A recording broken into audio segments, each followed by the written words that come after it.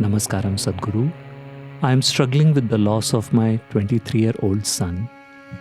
How can I overcome the grief of this pain and loss? Once upon a time, there was a woman. She has a family of a husband and 3 young boys. One day, her husband died. She became very grief-stricken. Naturally, when one person who is dear to you dies, the remaining few that are left for you, you tend to cling to them harder than before. So she hung on to the 3 children as her life. And the eldest boy died after a year.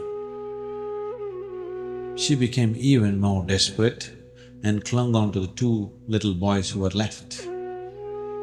And a year later, the second one died. Now the one and only one left, she clung on to him like dear life. And today, this boy died. She just couldn't bear it anymore. She lost her mind completely with grief, unable to bear it. She took the little boy's body in her hands and went to Gautama, the Buddha. So she said, "You and all your spirituality, all this whatever you're talking about doesn't mean anything unless you can bring this boy to life. My husband died, I somehow bore that. My first boy died, I still held myself. Second one died, I still held myself. The only one that I have, this is also gone. If you are real, you must prove now by bringing this boy to life." Gautama looked at the woman. He knew she's in such an inflamed state of emotion. Now whatever you say will not get across. Gautama said, "Let us do it." He said, "Go out into the village. From a house where there has been no death, from such a house, get me a few sesame seeds. I will put your boy back to life." The woman carrying the boy's body went from house to house, looking for a house which has not known death. As she went from home to home, desperately hoping that she will find one, after being through the whole town, she realized there had not been a single home. Then she came down. She did what she had to do with the body. Then she came and sat in front of Gautama and said, "Now it doesn't matter," and sat down to be there with him right through her life. What is it that happened to her? Why is it, if Gautama is genuine, having so much mastery over life, could not infuse life into this little body? It could have been done. It can be done if the body is still ready to receive something.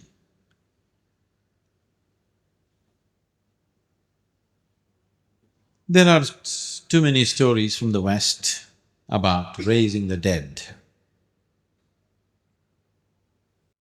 Repeatedly, whenever happened anything around Jesus, when people accused him of miracles, he clearly said, "It's not me, it's you." On a certain day, Jesus was walking through a town. As he was walking through the town, he heard some ugly noises in the gutter. He just went and looked into the gutter. There he found a man rolling in filth.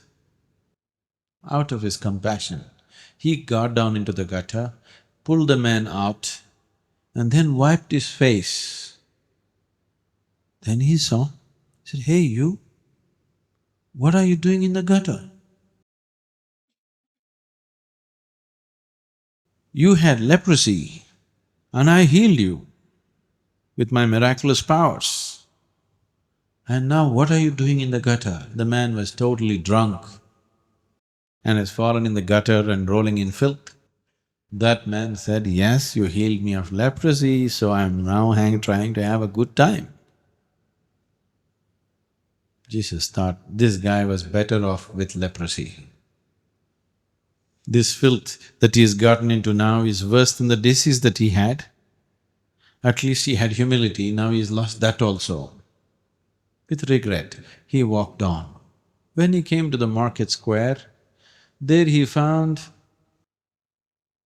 a man is harassing and tormenting a prostitute who is well beyond her years. He went and stopped this nuisance and he looked at him and said, hey you are blind and I gave you vision, what are you doing? That man said, yes, I was blind, you gave me vision, now I'm trying to enjoy the beauty of the world. Jesus hung his head in regret. This guy was better off blind. He left the town and he was just leaving the town and walking out.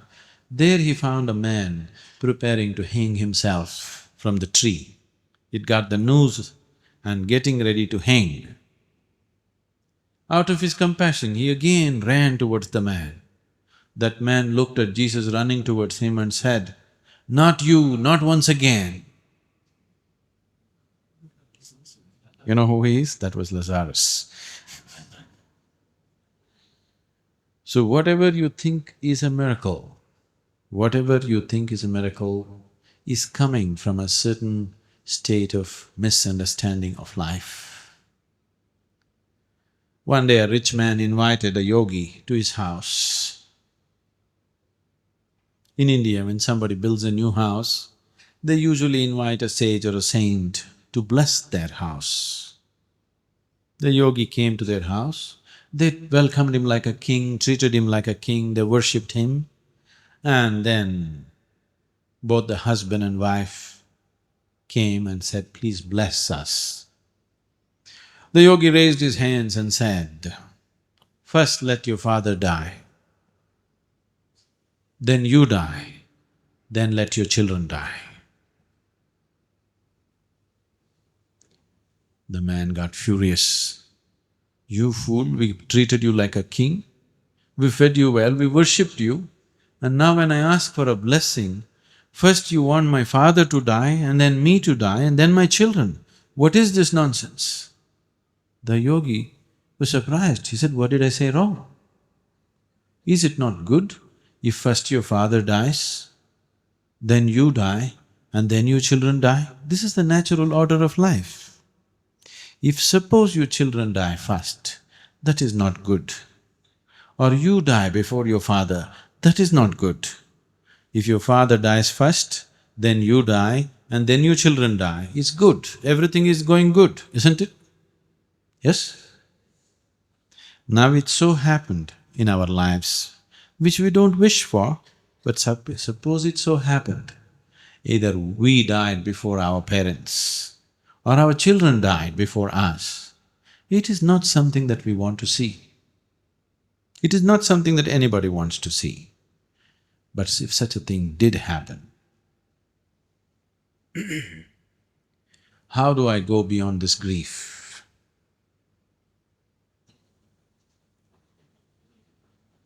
See, when we talk about going beyond something, it is not about forgetting about it. You cannot forget your child.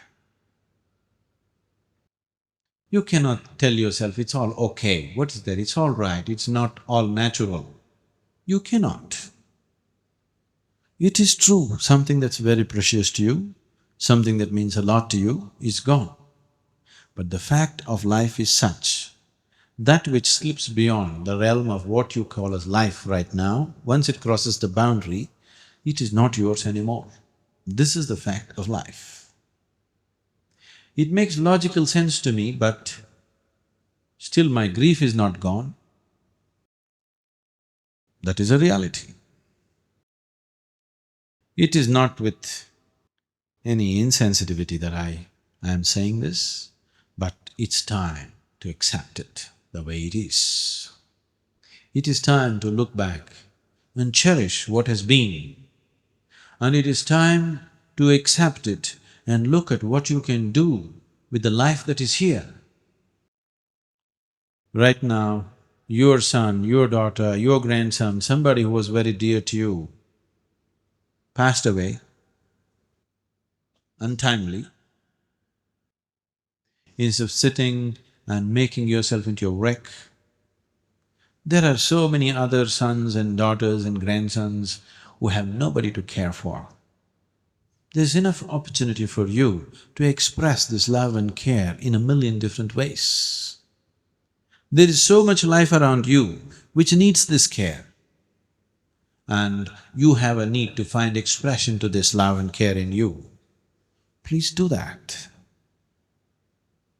If you don't do that, your grief will be forever. It'll remain bottled and torture you for all your life.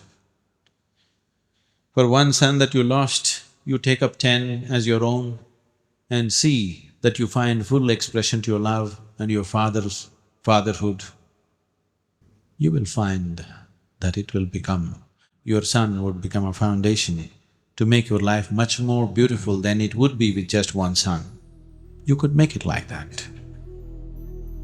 You have to take that step, otherwise you will simply go on with something that you cannot change. What is happening within us, it doesn't matter for what reason it is happening, still it is being created by us. If we are willing, we can change that too. And as long as you're alive, it is important that you see how to contribute to the living